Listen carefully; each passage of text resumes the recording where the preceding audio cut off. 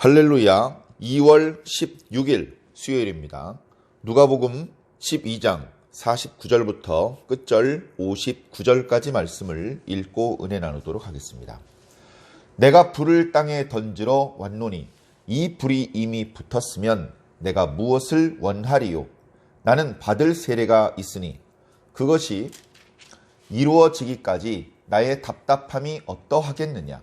내가 세상에 화평을 주려고 온 줄로 아느냐? 내가 너희에게 이르노니 아니라 도리어 분쟁하게 하려 함이로라. 이후부터 한 집에 5사람이 있어 분쟁하되 셋이 둘과 둘이 셋과 하리니 아버지가 아들과 아들이 아버지와 어머니가 딸과 딸이 어머니와 시어머니가 며느리와 며느리가 시어머니와 분쟁하리라 하니라.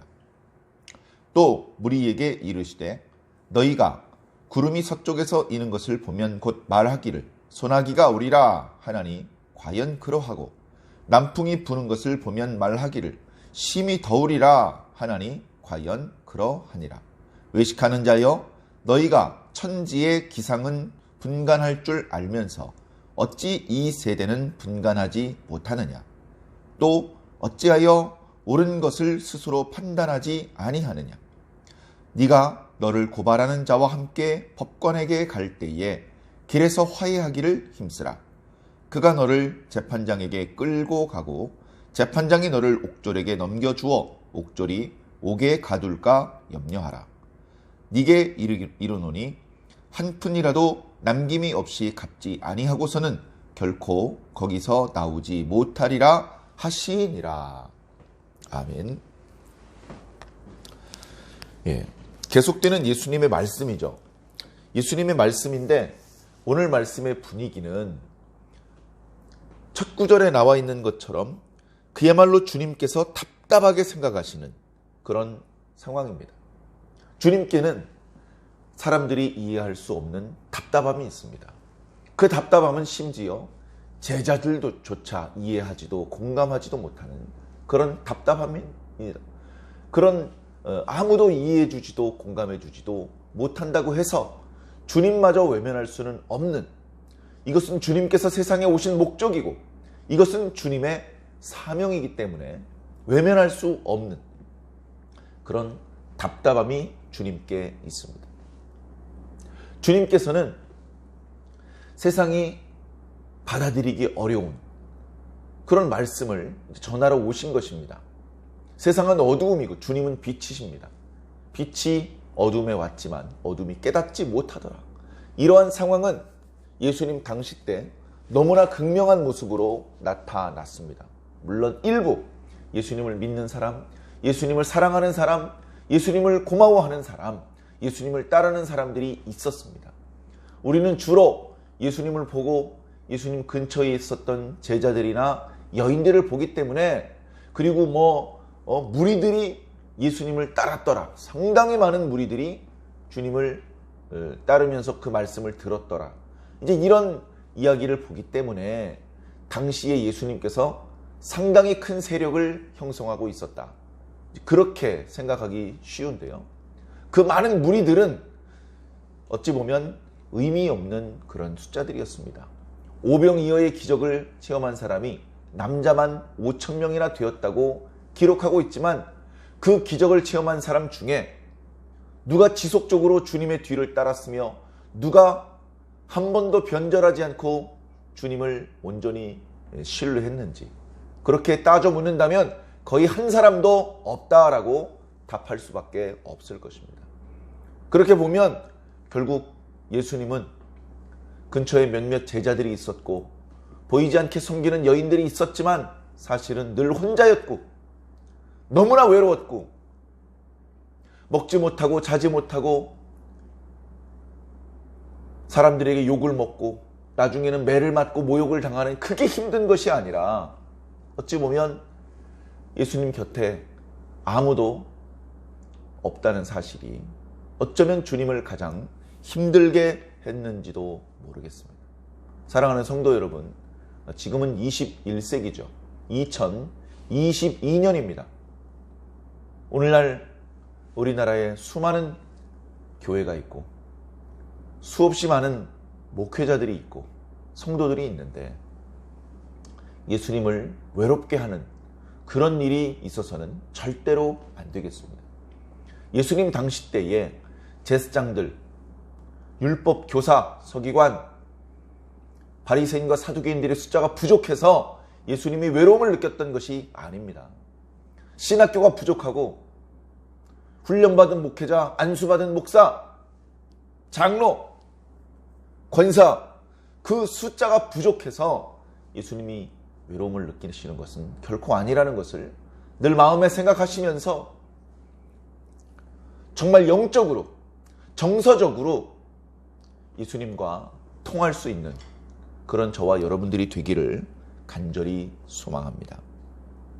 자, 오늘 첫 구절에 보니까 내가 불을 땅에 던지러 왔다. 예수님께서 오신 목적, 땅에 불을 던지는 겁니다. 땅에 불을 던진다는 것은 비유죠. 세상에 성령을 주기 위해서 오신 것입니다. 성령을 주기 위해. 어떻게 보면 예수님께서 이 땅에 오신 것, 그리고 이 땅에서 전해주신 말씀들, 보여주신 기적들, 이 모든 것들, 심지어 십자가 고난과 또 부활, 그 모든 사건의 열매는 오순절 때 기도하던 제자들에게 임했던 성령입니다. 그 성령의 능력이, 그 성령의 감동이 오늘 우리들의 시대에게까지 지속되고 있는 것입니다. 바로 이 성령의 능력, 바로 이 성령의 감동, 이것을 이 땅에 주기 위해서, 그 불을 세상에 놓기 위해서 주님께서 오신 것입니다.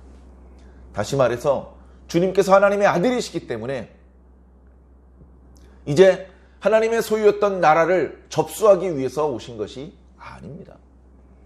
주인공이 되기 위해서 오신 것이 아닙니다. 예수님은 철저히 하나님의 아들이라고 하는 그 막강한 지위, 그런 것들을 과시하기 위해서 그런 게 아니고요. 철저히 하나님께 순종하고 하나님께서 가지고 계신 큰 그림, 태초에 천지를 창조하시고 사람을 만드시고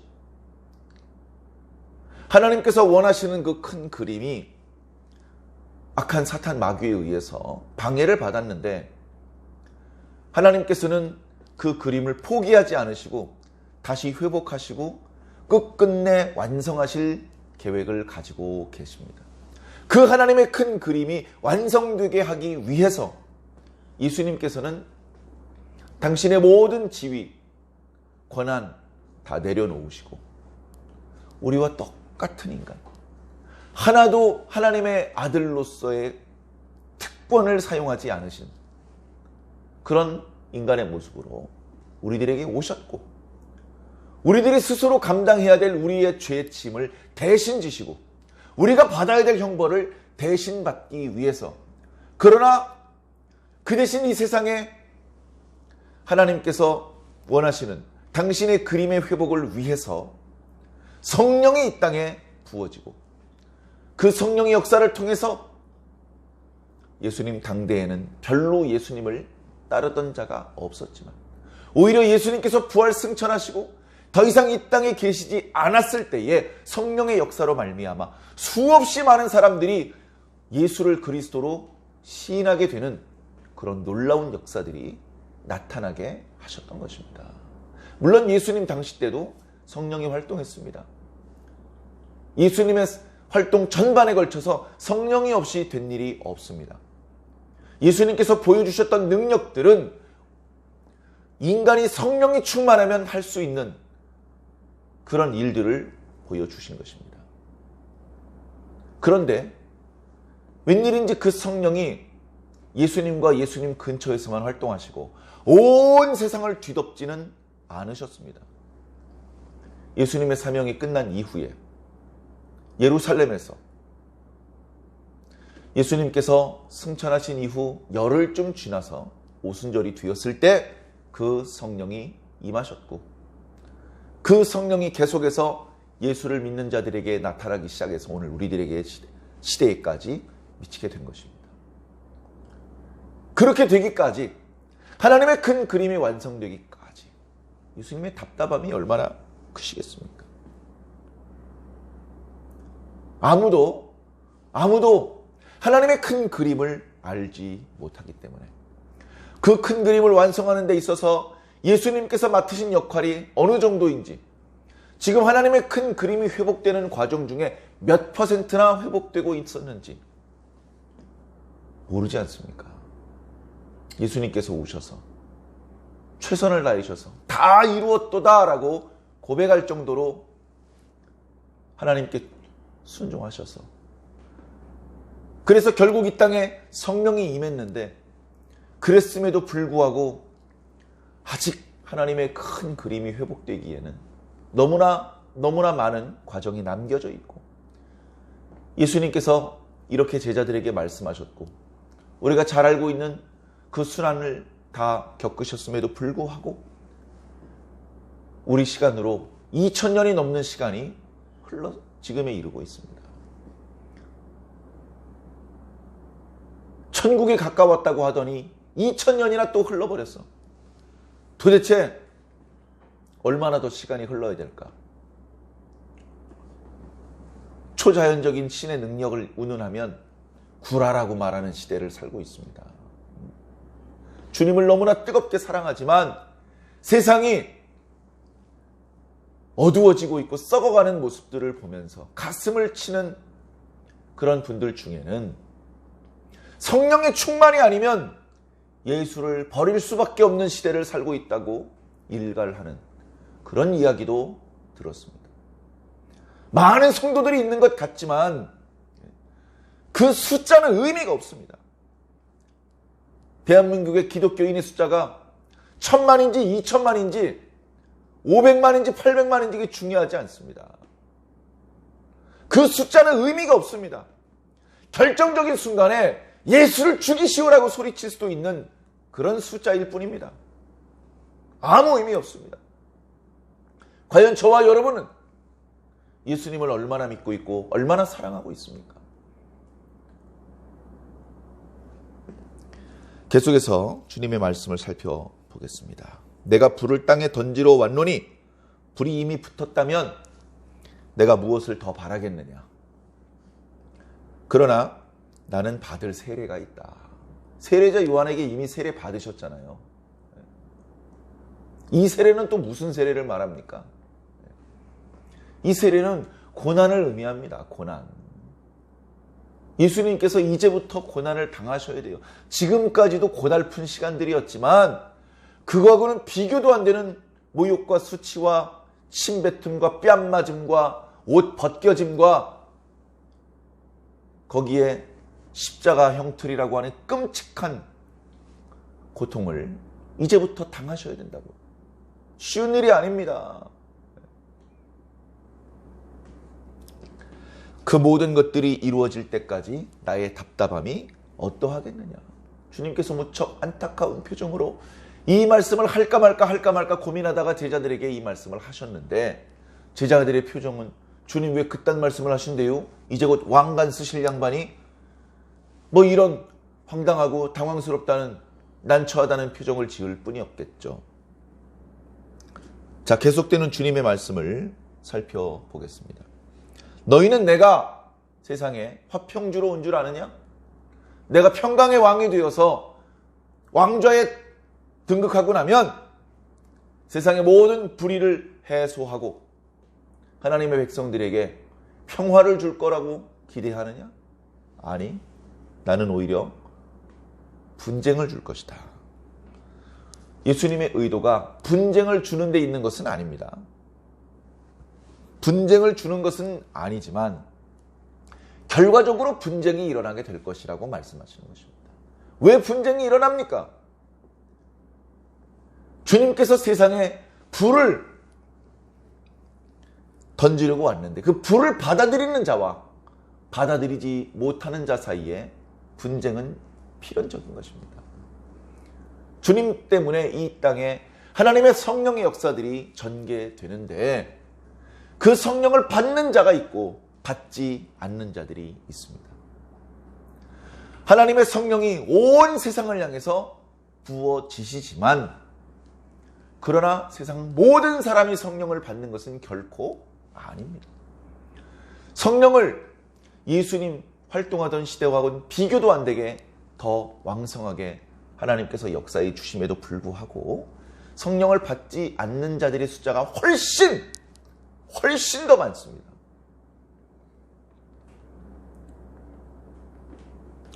자, 그런 상황 속에서 분쟁이 일어나는데 그 분쟁은 한 가족 안에서도 일어날 수 있다. 한 집에 5사람이 있어요. 아버지, 어머니, 아들, 딸, 며느리. 그 사이에 다툼이 일어날 것이다. 무조건적인 다툼이 아니죠. 성령을 받은 자와 받지 않은 자 사이에 더 이상 좁힐 수 없는 간격이 벌어지고 있기 때문에 그런 것입니다. 이 분쟁이란 말이 막 멱살 잡고 싸운다 이런 뜻이 아니고, 그런 나누어짐, 그런 분열, 분리가 일어난다는 그런 뜻이거든요. 자, 계속해서 예수님의 심정을 이해하지 못하고 엉뚱한 생각을 하고 있는 제자들, 심지어 그 당시 유대인들을 향해서 이런 말씀을 주십니다. 무리들에게 하시는 말씀이죠. 이번에는 또 무리에게 이르시되 너희가 구름이 서쪽에서 이는 것을 보면, 서쪽은 지중해입니다. 지중해는 바다기 때문에 따뜻하고 습기가 많은 공기가 이스라엘 땅으로 불어오면 구름이 입니다. 구름이 일어요. 그러면 생각을 합니다. 아, 비가 오겠구나. 소나기가 내리겠구나. 자, 그런데 서쪽에서 바람이 부는 것이 아니고 남쪽에서 바람이 불면, 남쪽에 뭐가 있습니까? 유대 광야, 끝도 없이 산과 또 사막이 이어지고 있죠. 거기서 바람이 불면 건조하고 뜨거운 바람이 불어오는 겁니다. 그럼 어떻게 되겠습니까? 아우, 덥겠네. 많이 덥겠네. 그렇게 너희들이 짐작을 하는데 정말로 너희들의 짐작대로 더워진다. 너희들이 이렇게 천지의 기상은 분별한다. 기상이라는 것은요, 오늘날 날씨, 기상청 할 때 그 기상이 아니고요. 겉모습.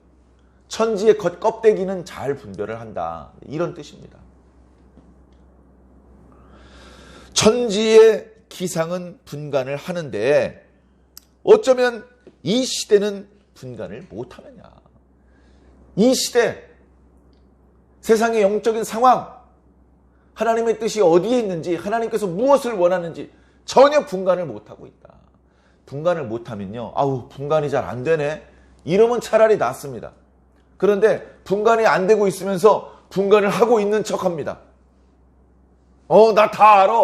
다 분간하고 있지. 분간할 수 없으면서 분간하고 있는 척하기 때문에 예수님께서는 외식하는 자들이여 라고 말씀하시는 거죠. 외식하는 자들이여. 천지의 기상은 분간할 줄 알면서 어찌 이 시대는 분간하지 못하느냐. 어찌하여 옳은 것을 스스로 판단하지 않느냐. 어찌하여 무엇이 옳은지 생각하지 않느냐. 무엇이 옳은지. 그 뒤에 이어지는 짤막한 비유의 내용을 토대로 말씀드리자면, 빚을 졌으면 빚을 갚는 게 옳은 일입니다. 빚을 안 질 수 있으면 제일 좋고, 어쩔 수 없이 빚을 졌다면 빚을 갚아야 됩니다. 빚을 갚을 능력이 안 되면 자신에게 빌려준 사람에게 죄송하다고 발바닥이 되도록 빌어야 됩니다. 시간이 되었는데 갚을 수 없게 되었으니 너무나 죄송합니다. 제가 일부러 띄어먹은 것이 아닙니다. 갚겠습니다. 열심히 일을 해서 그것으로 갚으려고 했는데 그만 흉년이 들어서, 가뭄이 들어서 이번에 갚을 수가 없는 상황이 됐습니다. 한 번만 기회를 주십시오. 시간을 조금만 더 주십시오. 법원에 끌려가서 유죄 판결이 떨어질 때까지 뻔뻔하게 버팅기고 있으면 결국 감옥에 들어갈 거다. 거기서 그냥 나올 줄 아느냐? 결국 갚을 때까지는 못 나온다. 밖에 있으면서 일을 해서라도 갚아야 되는데 일도 못하고 감옥에 갇힌 상태로 언제 나오겠느냐? 영원히 감옥에 있을 수밖에 없다. 그렇게 되면 안 되는 것이지 않느냐. 자, 이 말씀의 의미는 무엇입니까?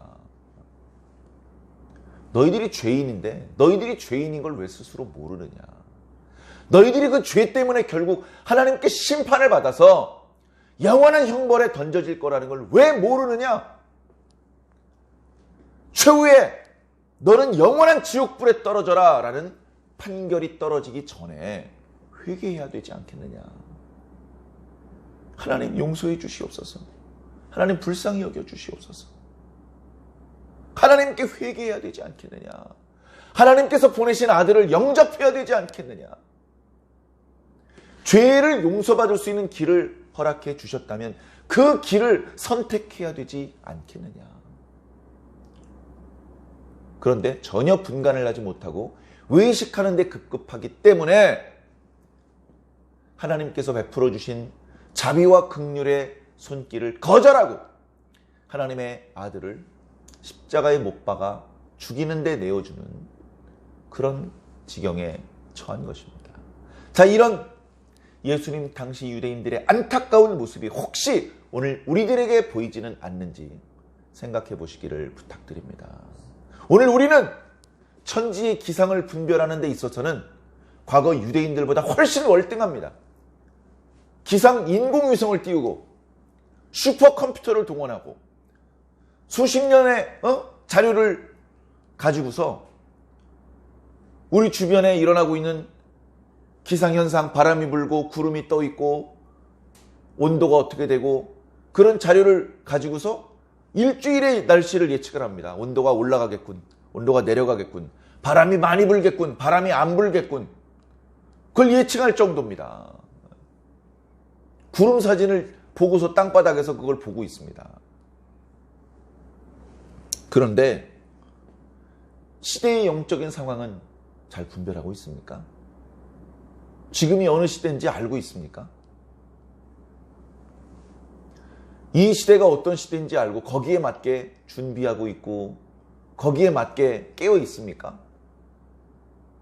저 불신자들, 예수의 예자도 모르는 사람들 말고 예수님 믿는 성도들 중에서는 어떻습니까? 오늘 이 말씀을 읽는 저와 여러분들 중에서는 어떻습니까? 우리는 충분히 깨어 있고 충분히 분별하고 있습니까? 이 세대를 분별하고 있고 무엇이 옳은 일인지 바르게 판단하고 있습니까? 그 누구도 장담할 수 없습니다. 그 누구도 장담할 수 없습니다. 겸손하게, 그저 겸손하게 하나님 앞에 엎드릴 수밖에 없습니다. 주여 용서해 주시옵소서. 주여 불쌍히 여겨 주시옵소서. 주님께 용서받고 그리고 우리에게 주신 사명을 충성으로 감당하는 것 말고는 우리가 할 수 있는 일이 없습니다. 정말 어려운 일, 그걸 예수님께서 다 대신해 주십니다. 우리는 우리가 할 수 있는 일을 해야 됩니다. 그마저도 하지 않고 주님께서 우리를 위해서 뭘 해주셨는지도 모르고 외식하고 교만하고 어리석은 그런 모습으로 사는 것은 이제 졸업하고 이제 어린아이의 일을 버리고 성숙한 신앙인의 모습으로 거듭나야 될 줄로 믿습니다. 오늘 날씨가 많이 춥다고 합니다. 건강 유의하시고 그러나 우리들의 영혼은 위축되지 말고 눈만 감으면 하나님 보좌 앞에서 하나님께 찬양하고 하나님께 기도를 올릴 수 있는 그런 저와 여러분들이 꼭 되기를 주님 이름으로 간절히 축원합니다. 아멘.